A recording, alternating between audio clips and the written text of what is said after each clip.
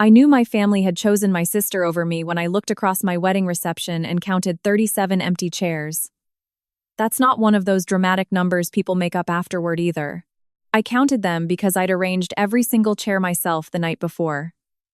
37 white folding chairs facing the English Channel at the Little Marina event room in Plymouth, Devon. White chair covers rented from a woman named Denise, who also did church luncheons and retirement parties. Small fake lanterns from the range. Cheap flowers from Tesco Extra that I trimmed myself in my kitchen sink while listening to the shipping forecast and old folk music. I remember standing there in my wedding dress thinking, well, at least nobody can say I didn't try.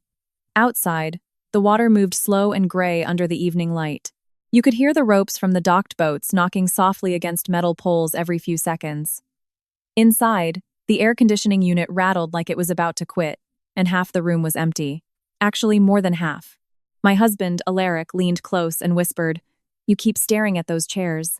They're going to start charging rent." I laughed, a real laugh somehow. That was the thing about Alaric. He never rushed to rescue me from my feelings, never gave speeches, never tried to turn pain into some motivational poster. He just stood beside me, steady enough that I could survive my own thoughts. The vicar had already left by then. My tiny wedding cake sat crooked on the table because the delivery lad hit a pothole near the A38.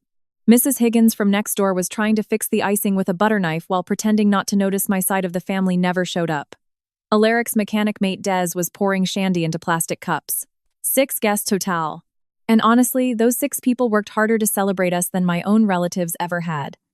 2 months earlier, I posted my wedding invitations from the Royal Mail office outside the RAF station during my lunch break. I remember because the woman at the counter asked if I was the nervous bride, and I told her no, just tired. At 38, I wasn't walking into marriage expecting fairy dust and violin music. I just wanted peace, a decent man, a quiet life after years of deployments, emergency calls, and family drama that somehow always landed on my shoulders. Then 11 days before the wedding, my sister Zara announced her engagement party. Same Saturday, same time window, Salcombe, about an hour away. Julian's family already booked the venue, my mother told me over the phone in that careful voice she used whenever she wanted me to swallow disappointment quietly. "Honey, you know how important first impressions are for Zara." I was sitting in my Land Rover outside Asda when she said that. I remember gripping the steering wheel and watching a shopping trolley roll loose across the car park. "What about my wedding?" I asked. "It's not about choosing sides." That's exactly what it became. One by one, people backed out. Auntie Fiona had travel issues. My cousin Colin suddenly had overtime at the docks. Uncle Ian said he'd try to stop by both, which meant neither. Even my father called 2 days before the wedding and said, "You know, your sister gets emotional during important events." I almost laughed at that, as if getting married wasn't important. As if my whole life hadn't been one long exercise in being understanding.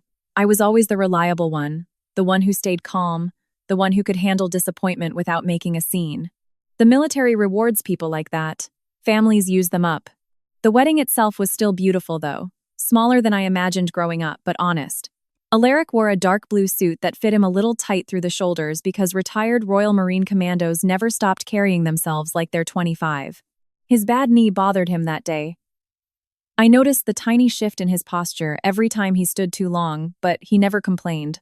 When we said our vows, the Channel breeze pushed lightly through the open doors, and for a second, everything felt still, like maybe I could finally stop fighting for a seat at somebody else's table. After dinner, Mrs. Higgins clanked her plastic fork against her cup and yelled, "Cut the cake before Des eats the icing straight off it." Des shrugged. "I've done worse." Everybody laughed. I picked up the knife with Alaric's hand over mine. That's when my mobile started vibrating once, twice, then over and over against the white tablecloth. I ignored it at first, then I looked down. Mum, Dad, Auntie Fiona, 3 cousins. Voicemails stacking up. Texts pouring in so fast I could barely read them. "Callista, answer your phone. Call us now. Did you know about Julian? Oh my God. Please call your mother." My stomach tightened. Alaric glanced at the screen while I stood there frozen with cake icing on my hand. Then he gave this small, tired smile. Not smug, not happy, just unsurprised. "Looks like they finally saw the news." I stared at him. "What news?" For a second, he didn't answer. The room suddenly felt too warm. I could hear forks scraping paper plates behind us. Somebody laughing near the tea station. Boats outside knocking softly against the dock. Alaric took a slow breath. The Serious Fraud Office has been investigating Julian's company for months. I thought he was joking. He didn't joke much, but still. I actually smiled a little at first. Then I saw his face and something cold moved through my chest. My mobile buzzed again in my hand. This time, it was a voicemail preview from my mother. Her voice sounded shaky. "Callista, honey, we didn't know." Alaric gently took the cake knife from my hand before I dropped it. I met Alaric because my Land Rover died in the middle of August heat outside Plymouth 3 years earlier. Not metaphorically died either. I mean, smoke coming from under the bonnet, dashboard lights flashing, me sitting there in uniform wondering if I had enough energy left to cry about it. I'd just gotten back from a deployment in Kuwait 12 days before. My sleep schedule was wrecked. My lower back hurt all the time from cargo loading shifts. And the first thing waiting for me back home was a broken Discovery with 200,000 miles on it. That felt about right for my life back then. I found Alaric's repair garage because the recovery lad said he's honest and old-fashioned, which usually means slow, but at least he won't rob you. The place sat off a B road between a tackle shop and a boarded-up insurance office. Hand-painted sign out front. 3 lorries parked crooked in the gravel lot. Wind chimes hanging near the office door made from old spanners. Inside smelled like coffee, motor oil, and old paper. There was a yellow lab asleep under a desk fan. Alaric looked up from an engine block when I walked in. Gray at the temples, grease on one hand. Reading glasses pushed up on his head. "You the Discovery?" he asked. I remember laughing because I was exhausted enough for that sentence to sound funny. That obvious. Recovery driver said RAF lady was swearing at her gearbox like it cheated on her. That sounds accurate. He smiled a little. Not flirtatious, not performative, just amused. I liked him immediately because he talked to me like a person instead of a woman he was trying to impress. While he checked the 4x4, I sat in the office drinking terrible coffee from a polystyrene cup. While Chester, the shop dog, leaned against my leg like we'd known each other for years. Alaric came back 20 minutes later, wiping his hands on a rag. "Gearbox is not dead," he said, which is the good news and the bad news. "You still drive a Land Rover." That was our beginning. Simple as that. Over the next few months, I kept finding excuses to stop by the garage. Oil changes, tire rotations. One time, I showed up because my windscreen wipers squeaked. "They squeak because they're old," he told me. "I know. You still want me to replace them?" "Not really." He leaned against the counter, looking at me for a second. "You lonely, Flight Lieutenant Mercer." I should have been offended. Instead, I laughed so hard, coffee nearly came out my nose. Alaric had been a Royal Marine, first Gulf War, later Afghanistan as a contractor. His right knee got wrecked during a roadside explosion outside Kandahar years earlier. On cold mornings, he walked stiff for the first 10 steps. He never dramatized any of it. That mattered to me. Military people can tell the difference between someone carrying pain and someone performing it for attention. My family unfortunately saw Alaric very differently. The first time my mother met him, she hugged him politely, then asked me in the kitchen if he was financially stable. Not happy, not kind, financially stable. I remember standing there holding a casserole dish while she whispered, "Honey, Zara's dating a man who owns investment properties in Salcombe." I looked at her. Alaric owns a business. He fixes exhausts. He owns the building. That shut her up for maybe 30 seconds. Zara was worse. She called Alaric Mr. Oil Change once during a Sunday roast after too much wine. Julian laughed like it was the funniest thing he'd ever heard. Julian Caldwell always laughed too loud. That man came prepackaged. Expensive watch, tight polo shirts, teeth so white they looked rented. He drove a white BMW with dealership plates for almost a year, which should have told us everything right there. But my parents adored him because Julian talked about money constantly. Investment opportunities, development projects, luxury flats, tax write-offs. My father once spent 45 minutes listening to Julian explain coastal property values, while Alaric quietly fixed the loose cupboard hinge under my parents' sink without being asked. Guess which man got treated like success? I tried not to let it bother me. That's what dependable daughters do. We absorb things quietly until it starts eating holes through us from the inside. Around that time, my mother's blood pressure medication prescription got more expensive. Dad's knee problems got worse after his retirement from the shipyard. Zara called me crying twice because she'd maxed out another credit card. And every single time, somehow I handled it. I wired money from deployment savings, paid bills online during lunch breaks, ordered groceries to their house when the winter gales rolled through. One Saturday after a bad storm, I spent 6 hours on my parents' roof patching water damage because builders were backed up across Devon. It was 34 degrees outside. I was standing on that roof sweating through an old RAF t-shirt while Zara sat inside filming engagement content with Julian for social media. At one point, she opened the back door and yelled, "Callista, can you move your Land Rover? It's ruining the lighting." I actually climbed down and moved it. That's the embarrassing part, not what they did, what I kept allowing. Later that night, Alaric handed me an ice pack for my shoulder and said, "You know your family treats you like an emergency contact, right?" I frowned at him. "What's that supposed to mean?" "It means they only call when something breaks." I got defensive immediately. "They're my family. I know. You think I don't know Zara's spoiled?" "I think you know," he said calmly. "I don't think you know how tired you are." That stayed with me. A few weeks before the wedding, I stopped by Alaric's garage unexpectedly after work. He was in the office arguing quietly on speakerphone with somebody. "No," he said firmly. "I already sent the invoices. My garage never worked on those properties." He noticed me standing there and ended the call. "Everything okay?" I asked. "Just lawyer stuff." He looked exhausted. There was an open email on the computer screen for half a second before he closed it. I caught one thing. Caldwell Coastal Development, Julian's company. Alaric noticed my face change. "It's complicated," he said. "What is?" He rubbed the back of his neck. "There's an investigation into some fake repair billing connected to veteran housing contracts. My garage name got attached to paperwork we never authorized, and Julian is involved."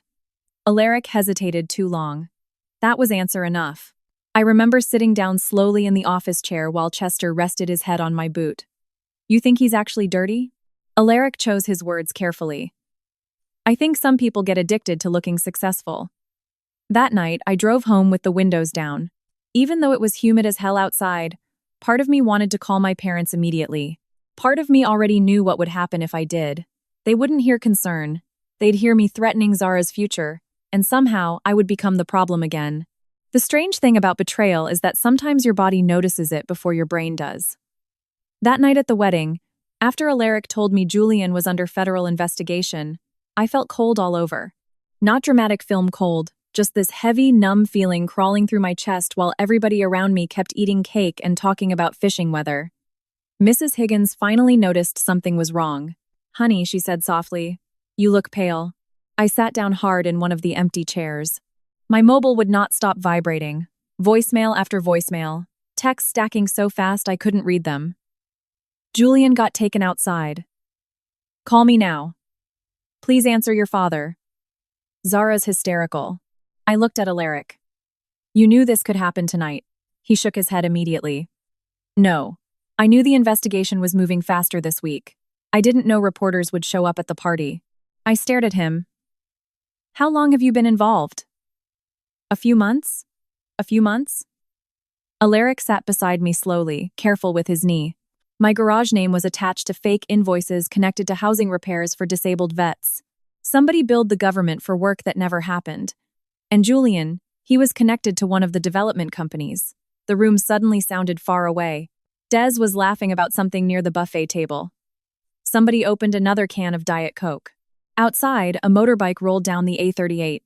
Normal sounds. Meanwhile, my family's entire world was apparently collapsing an hour away. "You should have told me," I whispered. Alaric nodded once. "Probably." That honest answer somehow hurt less than excuses would have. He leaned forward with his elbows on his knees. "But every conversation about your sister turned into your family acting like you were jealous of her. I didn't want your wedding day becoming another fight where you had to defend yourself." I looked down at my dress. Cheap alterations. Sand stuck near the hem from the marina car park. Icing on my fingers. I'd spent years being treated like the sturdy appliance in the family. Useful, reliable, not particularly precious. And somehow Zara still ended up with the fancy parties. At least until tonight. My mobile rang again. "Mum." This time I answered. The second I said hello, she burst into tears. "Callista. Honey. This is a disaster." Not hello, not congratulations. A disaster. I closed my eyes. What happened? They came into the party asking questions about Julian's company. Her breathing sounded shaky and uneven. At first, everybody thought it was some misunderstanding. Then those men showed up. And what men?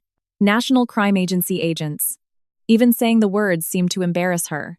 In the background, I could hear people talking loudly, glasses clinking, somebody crying. Mum lowered her voice. They asked Julian to come outside and Zara started screaming. Of course she did. Mum kept talking fast the way she always did when panic started outrunning dignity. The reporter was filming everything. Your father tried getting people to leave quietly, but everybody already knew something was wrong.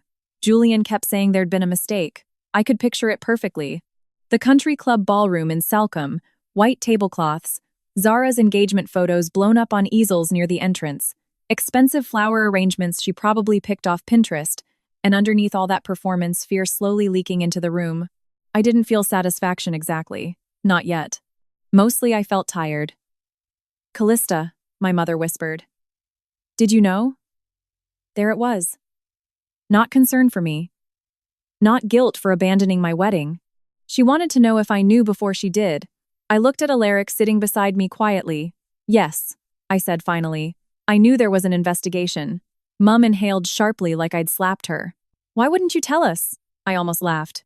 Instead, I said the truest thing that had come out of my mouth in years. Because nobody in this family listens to me unless something's already on fire. Silence. Then I heard Zara screaming somewhere in the background. Even muffled through the phone, I recognized that voice instantly. High, frantic, furious. This is your fault. Not directed at me, at somebody else nearby. Probably Julian. Mum started crying again. Your sister's devastated. I looked around the reception hall. Mrs. Higgins was wrapping leftover cake in foil. Des and Alaric's friend Pete were arguing about football near the tea station.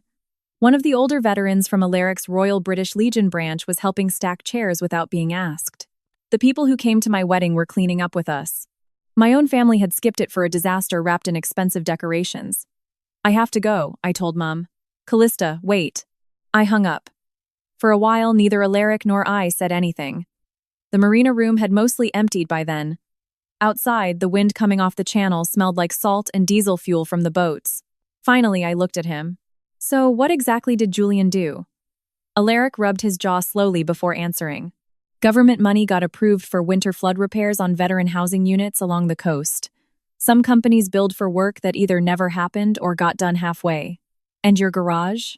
Fake vehicle repair invoices? He shrugged bitterly. Apparently, my business repaired vans that never existed. I frowned. How'd you catch it? One of the invoice numbers was out of sequence. He gave a tired half smile. Scammers usually get greedy before they get smart. That sounded exactly like Julian. Flashy watches, big promises, talking nonstop about expanding opportunities while other people picked up the actual work, and my parents had worshipped him for it. I suddenly remembered my father laughing during Christmas dinner when Julian joked that Alaric probably measured success one oil change at a time. Dad had laughed so hard he choked on the roast pork.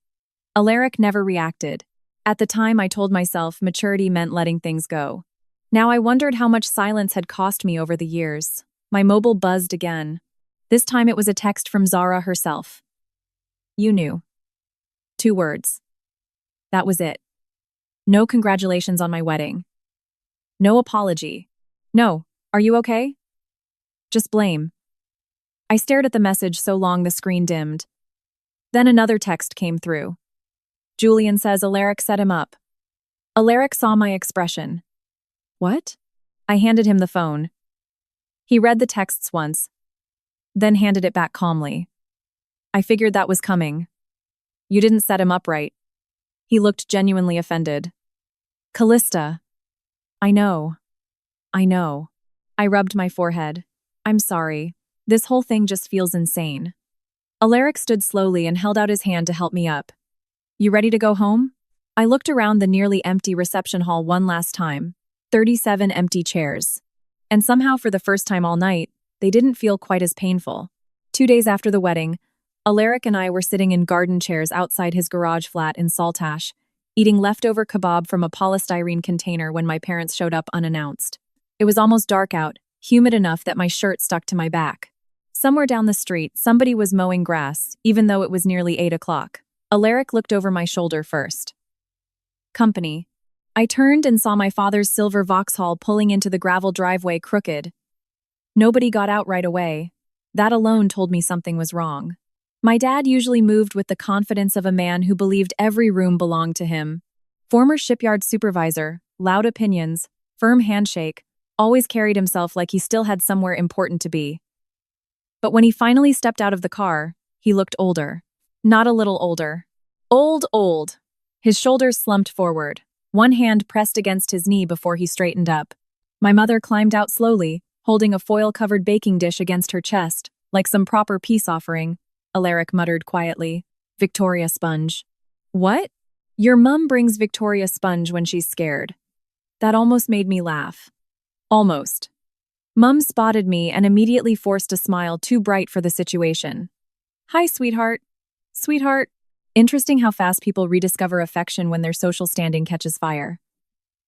I stood but didn't walk toward them. You should have called first. Dad looked around awkwardly at the little flat above the garage, the rusted barbecue near the fence. Alaric's old fishing rods leaning beside the door.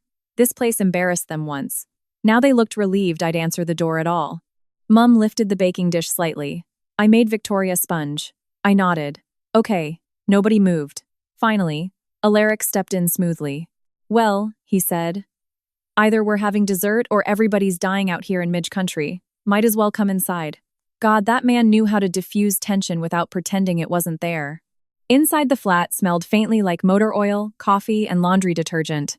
Small kitchen, old wood table, TV too small for the wall it sat against. Mum kept glancing around like she was realizing for the first time that Alaric and I actually had a life together. She'd never bothered understanding. Nobody touched the Victoria Sponge. Dad sat down carefully with a soft grunt from his knees. Mum started talking immediately. Callista, honey, we are so sorry about missing the wedding. I folded my arms. She rushed on before I could answer. This whole Julian situation blindsided everyone. Not everyone, Alaric said quietly. Mum flinched. Dad shot him a look, but honestly, he didn't have enough energy left for anger anymore. The last 48 hours had apparently worn them both down hard. Mum twisted a napkin between her fingers. Zaraz Avrek. There it was again. Always Zara first. Even now I leaned back against the counter. You know what's interesting? I said calmly. Not one person in this family called to ask how my wedding was. Mum opened her mouth. I kept going. You all skipped it. Then suddenly Julian gets investigated and now everybody remembers I exist. Dad rubbed his forehead tiredly. That's not fair.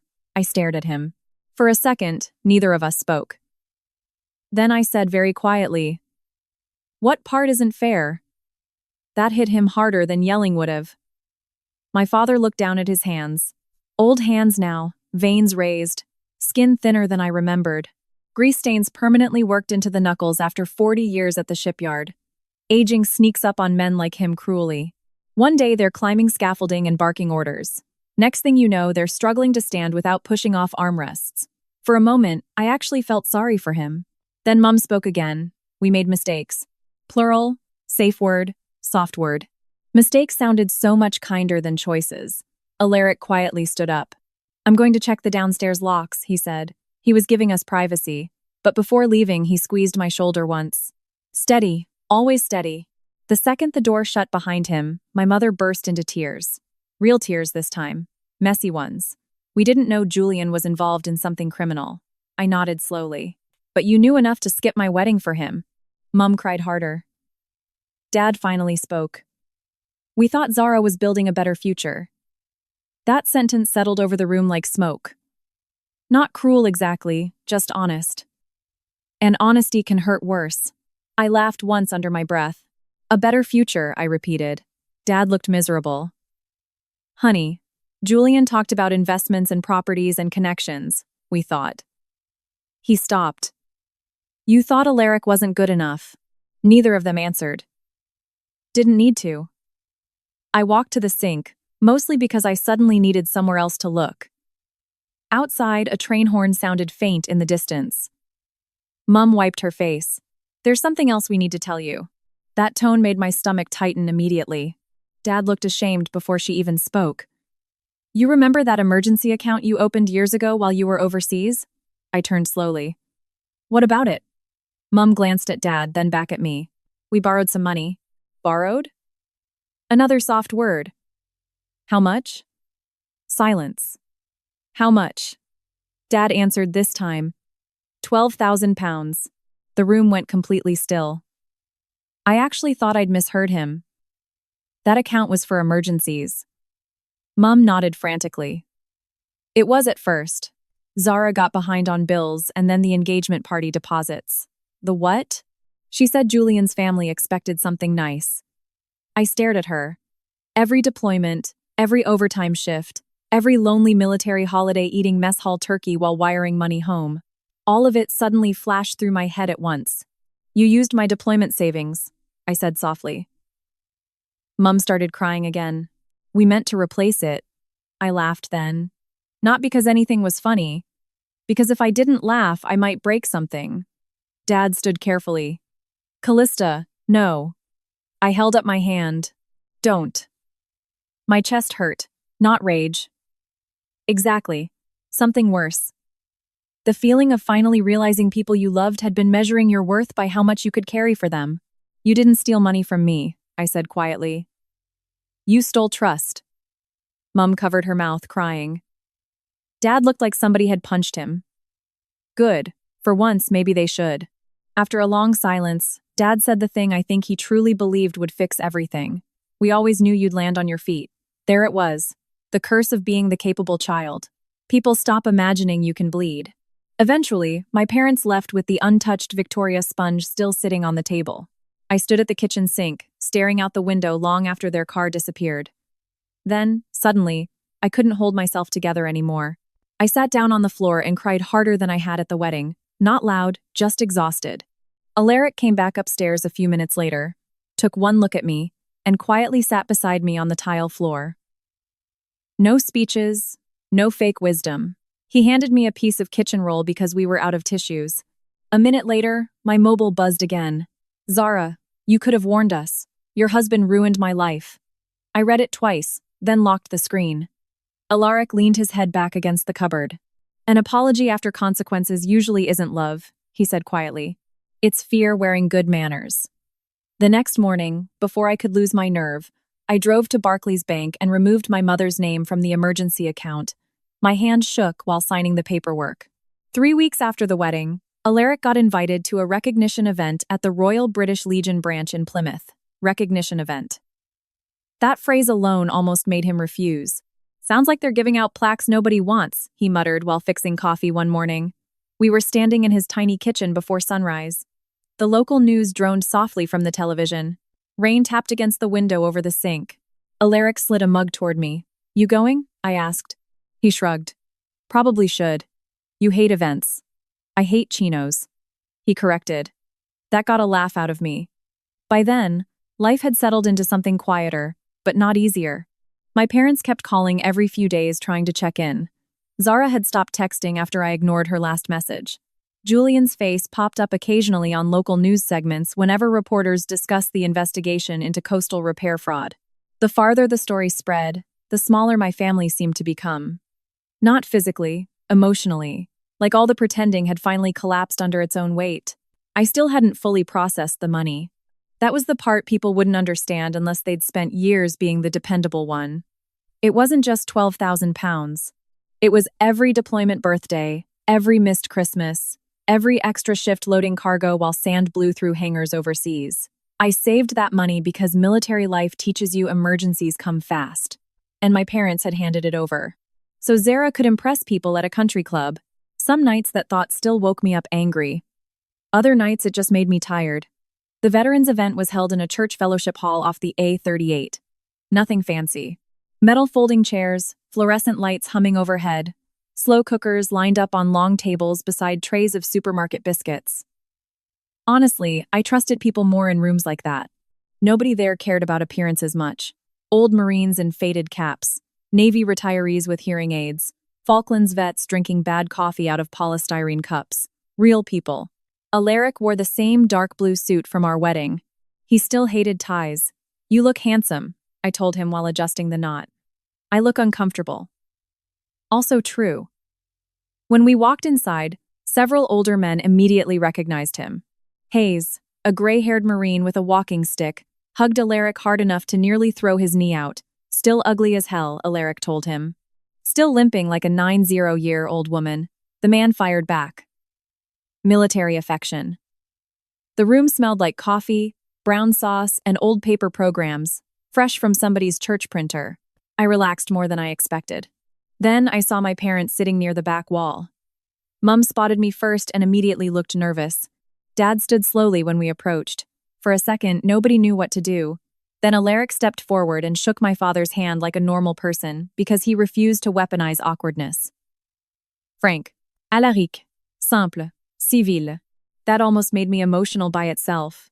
We sat through speeches from local organizers thanking builders, accountants, and business owners who helped expose fraud tied to veteran housing repair funds after the winter floods. Nothing dramatic, just ordinary people explaining how greed steals from folks already carrying enough burdens. One older man talked about disabled veterans waiting months for repairs that had supposedly already been completed on paper. A woman from the charity cried quietly while speaking about elderly veterans living with damp because contractors billed for work they never finished. I glanced at Alaric. He looked uncomfortable the entire time, not guilty, just embarrassed by attention. Then the director finally called him up. Alaric walked slowly to the front of the room while everybody clapped politely. "This recognition goes to Alaric Hayes," the director said, "for reporting fraudulent billing connected to coastal veteran housing repairs." Despite pressure to stay quiet, Alaric looked like he wanted the floor to swallow him whole. He accepted the plaque and said exactly 14 words into the microphone. "I just didn't want people stealing from old Marines who already got screwed once." That got a bigger applause than the prepared speeches. I smiled despite myself. Then everything shifted because Zara walked in late. Every head in the room turned toward her immediately. She looked terrible. Not film star terrible, real terrible. Mascara smudged. Hair thrown into a messy bun. Oversized sunglasses still on indoors even though it was raining outside. My mother visibly panicked. Dad closed his eyes briefly like he already knew disaster had followed her through the door. Zara spotted me instantly. Of course she did. She marched straight toward our table while people awkwardly pretended not to stare. "Can we talk?" she snapped. Alaric stood slightly. Not aggressive, just alert. "I'm fine," I told him quietly. Zara folded her arms. "You're really enjoying this, huh?" I blinked. "What? All these people acting like you and your husband are heroes while my entire life falls apart." Several nearby conversations stopped completely. I kept my voice calm. "Zara, this isn't the place." "No," she said sharply. "You know what? I'm tired of everybody pretending you're perfect." There it was, the resentment underneath everything. Not just this scandal, years of comparison, years of jealousy twisted sideways. "You always wanted people to think you were better than me," she said. That honestly stunned me because the truth was exactly the opposite. My whole life I'd been shrinking myself to avoid making Zara feel threatened. I looked at my sister standing there trembling with anger and humiliation. Then I said quietly, "No, Zara. I wanted people to stop acting like I mattered less." The room went dead silent. Zara laughed bitterly. "Oh, please. You always loved acting like the martyr." Before I could answer, another voice spoke up from across the room. "That girl paid for my husband's transportation treatments for nearly 3 years." Everybody turned. An older woman named Marilyn Brooks stood slowly near the T station. I recognized her immediately. Retired Army nurse. Her husband Walt lost part of his leg in Falklands complications years earlier. Marilyn pointed directly at me. When the veterans grant ran short, Callista covered rides out of her own pocket so Walt could get to Exeter for treatment. I froze. "I hadn't told anyone that," Marilyn kept going. She did it quietly, too. Never once asked for attention. The room shifted. People started murmuring softly. My mother looked stunned. Dad stared at me like he'd never fully seen me before. Zara's face changed from anger to confusion. Then my father spoke. His voice cracked halfway through the sentence. I kept waiting for Zara to become the daughter Callista already was. Nobody moved. Nobody spoke. Zara looked like she'd been slapped. And honestly, part of me felt awful for her in that moment. Because public humiliation leaves bruises even when it's deserved. I looked at my sister carefully before answering. "Being admired isn't the same thing as being decent," I said quietly. "You pick the first one every time. No screaming, no dramatic exit, just truth landing hard in a room full of people old enough to recognize it.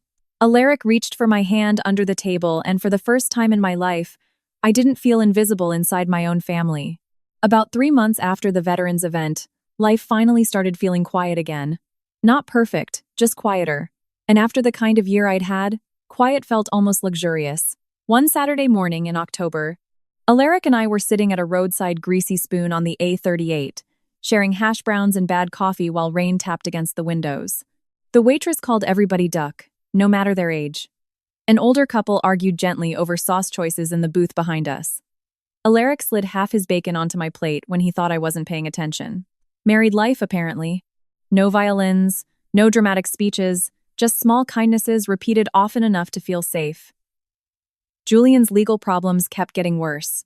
The local papers ran occasional updates about the investigation. More contractors came forward. More fake invoices surfaced. Last I heard, several people connected to the development company were negotiating plea deals. Julian himself disappeared from social media completely, which honestly might have been the first honest thing he'd done in years. Zara moved to Dubai sometime in early September. Dubai. I think Mum told me during one of our carefully polite phone calls. She needed a fresh start. I almost asked who paid for it, but I didn't. That was another thing changing in me. I no longer needed every conversation to end with somebody admitting I was right. Sometimes boundaries are quieter than revenge. Zara texted me twice after she moved. The first message said, "I know things got out of hand." The second said, "Hope you're happy now." Neither one was a real apology. More like someone testing whether the door was still unlocked. I never replied, not because I hated her. Honestly, that would have been easier. The truth was sadder than hate. I loved my sister. I probably always would. But loving somebody doesn't mean handing them unlimited access to your peace. That lesson took me nearly 40 years to learn. My relationship with my parents settled into something cautious and strangely formal. Holiday calls, short visits, updates about medical appointments and weather and neighbors, no more emergency money transfers, no more solving every crisis before they even asked. One afternoon, Mum hinted that Dad's Land Rover needed expensive repairs. Old Callista would have quietly paid the mechanic. Instead, I said, "I'm sorry to hear that," and waited. The silence on the other end of the phone stretched long enough for both of us to notice it. Then she changed the subject. Progress sometimes looks incredibly boring from the outside. Alaric noticed the difference before I did. "You don't flinch every time your phone rings anymore," he said one evening while we cleaned fish on the back patio. I looked up. "Huh? You used to." Maybe I had. When you spend years being everybody's emergency contact, your nervous system forgets how to rest. A few weeks later, Alaric and I drove out to a military cemetery in Dartmoor to visit an old Marine friend of his named Curtis. Alaric brought cheap petrol station flowers because, according to him, Curtis would have complained if I spent real money. We stood quietly near the grave while the Atlantic wind moved through the trees overhead. Alaric talked a little about the old days. Not glorified war stories, just memories. Curtis burning coffee in a field kitchen. Curtis cheating at cards. Curtis once falling asleep during a briefing and snoring loud enough to embarrass an entire platoon. The older I get, the more I realize grief and humor usually travel together. On the drive home, Alaric rested one hand on the steering wheel and the other on my knee. "You okay?" he asked. "Yeah," I said after a second. Actually, yeah, and I meant it, not because everything got fixed. It didn't. My family never transformed into warm film version people. Zara never had some magical breakthrough where she suddenly understood all the damage she caused.